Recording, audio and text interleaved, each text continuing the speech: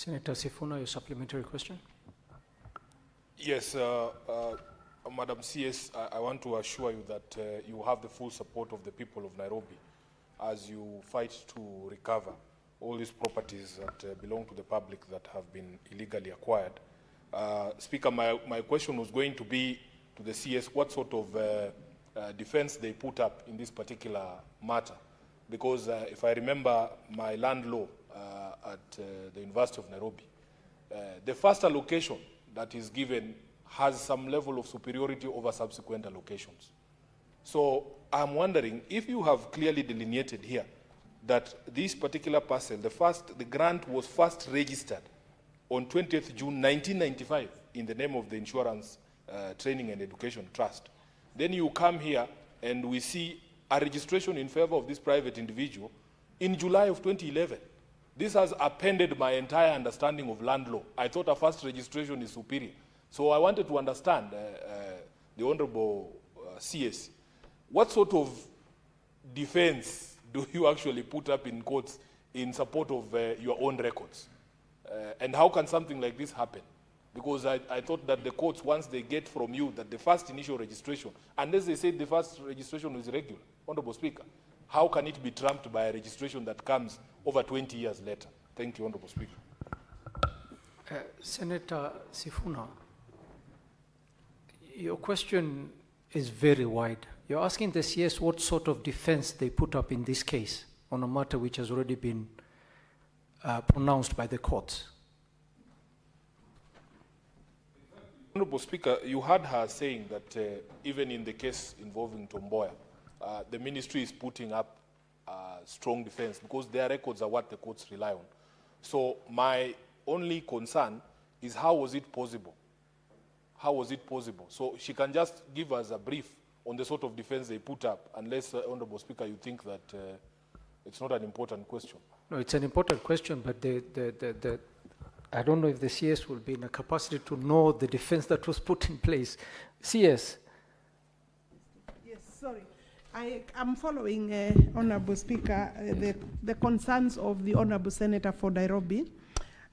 And I would want to invite the Honorable Senator to read the judgments from the High Court and also the Court of Appeal. Indeed, we put quite, I believe, the Office of the Attorney General, because definitely the defense and our lawyer is the Attorney General. And looking at what we did, the Commissioner of Land's evidence was actually disregarded and dismissed by the court. And therefore, maybe you could read the judgment. If you think there is anything else we can do, we can engage. But there is now a judgment of the Court of Appeal, and it is not possible for me to move further. It is true that the first registration, I wouldn't call it first registration as such, but there was an initial grant, the first grant by order of dates, and then this other grant. I am yet to understand the reasoning fully, but the position is the court has pronounced itself, and you don't want the minister to be committed to contempt. Any other questions, Senator Sifuna? Senator Joe Newt, you have a supplementary question? Thank you, Mr. Speaker. I'm very concerned about this double allocation of land that was initially allocated to, I believe, what is currently Kenya College of Insurance, which was later allocated to a private, I want to say a private developer.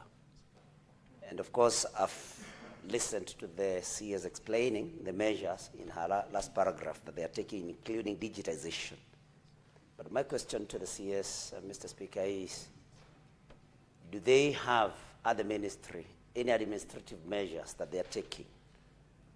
And Mr. Speaker, I mean, like even before the DCI and whoever is coming to investigate does their job, that the concerned officer, because of course they are concerned officers, for example, administratively are made to resign or to step aside, Mr. Speaker, and whether then in that regard the ministry is investing in doing what we can call a moral change in the officers serving under the ministry, because these court processes, Mr. Speaker, can be lengthy, time-consuming, expensive, and sometimes very draining, even emotionally, to those that are making these particular, are making these are seeking legal redress.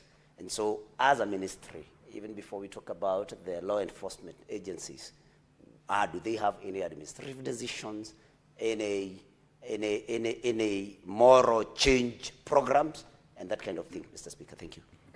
Senator Osotsi. Thank you, Mr. Speaker. Mr. Speaker, the issue of double registration, among other malpractices in land management, is real, not just in Nairobi, but all over the country. And I've seen the CS said that they are undertaking digitalization of land records. Mr. Speaker, you know that this matter of digitalization of the records at the land ministry has been talked about for a long time. I think it started during Kibaki regime, then during Uhuru regime, and now during this regime. Do we have timelines and the status of implementation of this digitalization? Because we keep talking about it, but we are not seeing tangible progress. So I would like the CS to tell this House what is the status of digitalization of the Ministry of Lands, and particularly land records, and how long is it going to take, what percentage has been implemented, so that this House can have some concrete information when this exercise is likely to end. Thank you, Senator Osotsi. I don't know if you were here when the CS said for Nairobi County, it's almost 90% completed. Are you asking now for the timelines for the whole country?